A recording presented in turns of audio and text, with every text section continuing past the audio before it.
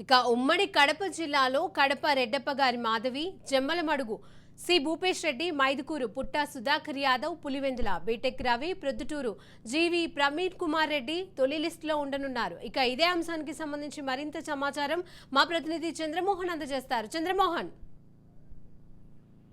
ప్రధానంగా ఉమ్మడి కడప జిల్లాలో తెలుగుదేశం పార్టీ క్రియాశీలకంగా తన రాజకీయ కార్యకలాపాలను పెంచింది.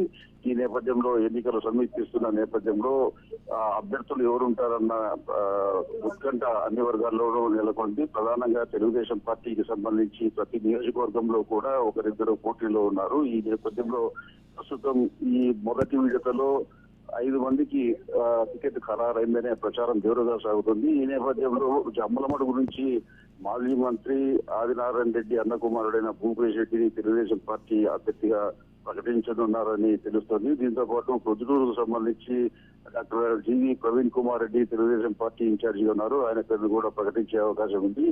కాకపోతే పొద్దుటూరులో కూడా ఇంకా ఆశావాహులు ఉన్నారు. మాజీ ఎమ్మెల్యే వరదారాయణ రెడ్డి, అలాగే సురేష్ నాయుడు వీళ్ళంతా కూడా ఉన్నారు. దీంతో పాటు మైదుకూరు నియోజకవర్గానికి సంబంధించి పుట్టా సుధాకర్ యాదవ్ పేరును దాదాపుగా ఖరారు చేసినట్టు తెలుస్తుంది. ఇక్కడ తెలుగుదేశం పార్టీకి ప్రత్యామ్నాయంగా అభ్యర్థి ఎవరు పోటీలో లేరు కాబట్టి పుట్టా సుధాకర్ యాదవ్ పేరు దాదాపుగా ఖరారైనట్టు తెలుస్తుంది.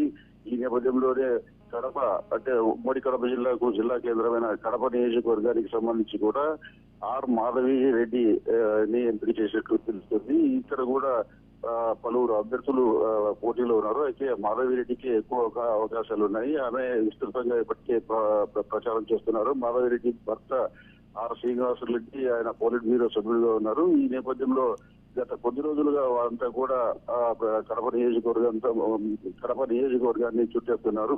ఈ క్రమంలోనే పులివెందులకు సంబంధించి బీటెక్ రవి పేరు కూడా దాదాపుగా ఖరారు చేసినట్లు తెలుస్తోంది.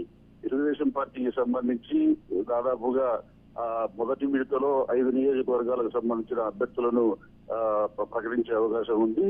ఈ క్రమంలోనే ఇంకా 17కు సంబంధించి అలాగే కమలాపురం నియోజకవర్గానికి సంబంధించి అభ్యర్థులను ప్రకటించాల్సి ఉందనే ప్రచారం కూడా జోరుగా సాగుతుంది. ఇప్పటికే వీరు ఇప్పుడు బరిలో ఉన్న 5 మంది కూడా పూర్తిగా తమ ప్రచార కార్యకలాపాలను వేగం పెంచారు.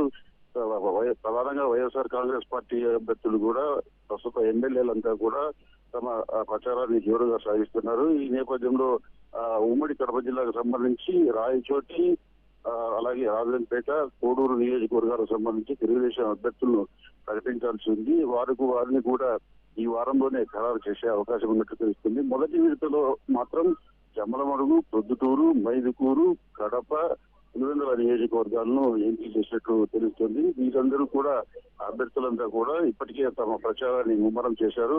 ఇప్పటికే దాదాపుగా 75% వీరంతా కూడా ప్రతి వార్డులోనూ ప్రతి గ్రామంలోనూ తిరుగుతున్నారు.